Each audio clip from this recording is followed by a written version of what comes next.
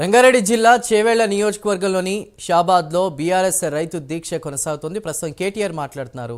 Live చూద్దాం. ఆ జేసీబీలేంది, ఆ పూలేంది,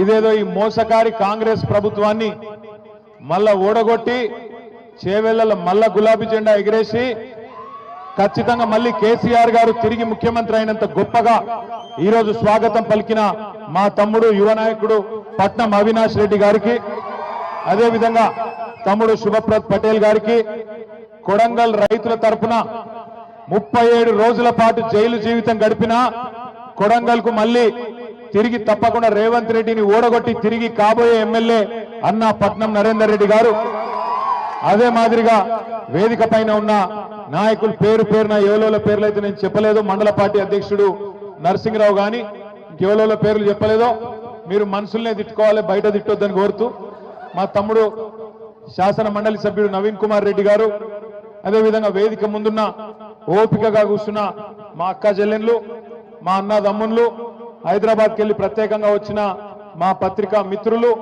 పేరు పేరున అందరికీ హృదయపూర్వకంగా నమస్కారం తెలియజేస్తా ఉన్నా. మీ అందరికి ఆకలి అవుతుంది, నాకెరికే కొంతమంది కళ్ళ పడతలేదు. ఎట్లెట్లా నువ్వు ఆగ్రాబాయి నువ్వు లొల్లి పెట్టక ఆగు, నా లొల్లి నాది, నీ లొల్లి నీది. అయితే పొద్దున షాబాద్కి వస్తున్నా, వచ్చేటప్పుడు ఎవరో ఏం మాట్లాడుతున్నారో చూద్దామని ఆయన పేపర్ తీసి చూసే వరకు నేను గత సంవత్సర కాలంలో చూసిన బెస్ట్ జోకు, అత్యుత్తమ జోకు పొద్దున పేపర్లో చూసిన. ఏంటిదా జోక్ ఎరికేనా? రేవంత్ రెడ్డి ఢిల్లీకి పోయి ఢిల్లీలో ఆడ స్పీచ్ ఇస్తాడు రేవంత్ రెడ్డి. ఇలా పత్రికల్లో రాసిండు, తెలంగాణలో మొత్తం ఉద్ధరించిన ఢిల్లీని కూడా ఉద్ధరిస్తా, మీరు నా మాట నమ్మి ఢిల్లీలో కూడా కాంగ్రెస్ కి అధికారం ఇయ్యండి చెప్పి రేవంత్ రెడ్డి గారు ఢిల్లీలో చెప్తాడు. 6 గ్యారెంటీలు అమలు చేసిన, రుణమాఫీ మొత్తం చేసిన, మొత్తం తెలంగాణను ఉద్ధరించిన, 100 రోజులలోనే అన్ని ఇచ్చిన మాటలన్నీ నిలబెట్టుకున్నా, అదే తరీఖన ఢిల్లీలో కూడా చేస్తా, మీరు నా మాట నమ్ముండ్రి, తెలంగాణ ముఖ్యమంత్రిగా చెప్తున్నా అని చెప్పి రేవంత్ రెడ్డి గారు ఢిల్లీలో చెప్తున్నారు. ఇక్కడికి వచ్చిన మా ఆడబిడ్డలు నేను అడుగుతున్నా, మీరు జవాబు చెప్పాలి. అమ్మకు అన్నం పెట్టినోడు చిన్నమ్మకు బంగారు గాజులు చేయిస్తాడా? అమ్మకు అన్నం పెట్టినోడు చిన్నమ్మకు బంగారు గాజులు చేయిస్తాడా?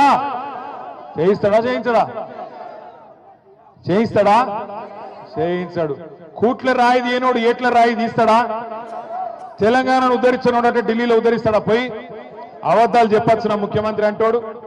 6 గ్యారెంటీలు అమలు చేసేసిందట, అయిపోయిందట. ఇప్పుడే చెన్నమ్మ చెప్పింది, చెన్నమ్మకు బాగా కోపం వచ్చింది. ఏమన్నది చెన్నమ్మ? వీడు లంగున్నాడు, రుణమాఫీ చేసినా అని చెప్తుండు, యాడ చేసిండు, నాకు 55,000 లోన్ ఉన్నది, రుణమాఫీ కాలేదు, యాడ చేసిండని లొల్లి పెడుతుంది. మరి ఏం చేయాలి చెన్నమ్మ అన్న? ఏం చేయాలి? మరి నువ్వు అన్నది నేను చెప్తా, అయితే నా మీద కేసు పెడతారు మళ్ళా. ఇక ఒక మాట అన్నది కనుక నేను అన్నా చెన్నమ్మను, బాగా వైలెంట్ ఉన్నావు, ఏం సంగతి, నువ్వు ఏ ఊరని అడిగితే నాకు పక్కకెళ్ళి అవినాష్ చెప్తుండు, జర ఆ ఊళ్ళో కొద్దిగా గరం ఉంటారన్న మనుషులు అందరని చెప్తున్నాడు మా తమ్ముడు అవినాష్ రెడ్డి. ఏ ఊరు రాది? గుమ్మడిగూడమా? కొద్దిగా జాగ్రత్తగా ఉండాలి కుమ్మరిగూడెం వాళ్ళతో, బాగా వైలెంట్ ఉన్నారు. నేనేమంటున్నా అంటే 6 గ్యారెంటీలు అన్నాడు, 6 గ్యారెంటీ అమలైంది. ఏదో 6 గ్యారెంటీ? Free bus. ఆ ఫ్రీ బస్సు ఒకటి మాత్రం అమలైంది. ఇక బస్సు ఆపుతుర్రా లేదా నాకు తెలియదు. ఇక మరి కొంతమంది ఏమో మా రత్నమ్మనేమో వచ్చి లొల్లి పెడతాను, మా ఊరికి బస్సే దిక్కులేదు, ఫ్రీ బస్ ఎక్కడిదని ఆమె లొల్లి పెడుతున్నావా లేదా? కాదు. ఇక రత్నమ్మని మాట్లాడిస్తే ఇప్పుడు నన్ను మాట్లాడించట్లేదు. ఇప్పుడు ఇక్కడ ఎవ్వలకు మైక్ ఇచ్చినా మీరు తిట్టే తిట్లకు రేషం ఉన్నోడైతే ఇంకోడైతే ఆయనతో ఒక బకెట్లో నీళ్ళు నింపుకొని దుంకి చచ్చిపోతాడు. కానీ ఆయన రేవంత్ రెడ్డి, ఆయన గసండి ఏం లేవు, రేషము, సిగ్గు, ఇజ్జతు ఏమి లేదు. ఏది పడుతుంది ఒరుడే, ఇష్టం వచ్చినట్టు అబద్ధాలు చెప్పుడే, ఇష్టం వచ్చినట్టు సిరుగుడే, ఊరేగుడే.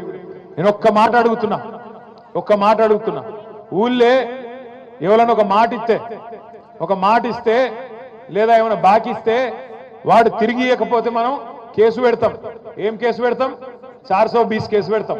వీడు చీటర్ ఉన్నాడు, చీటింగ్ చేసిండు, వీని మీద మోసం చేసిండు కాబట్టి కేసు పెట్టాలి అంటాం. మరి గిన్ని మోసాలు చేసిన కాంగ్రెస్ ప్రభుత్వం, గింతమందిని మోసం చేసిన కాంగ్రెస్ ప్రభుత్వం ఇడిచిపెడదామా? రైతులను మోసం చేసిండా లేదా? ఏం చెప్పిండు రైతులకు?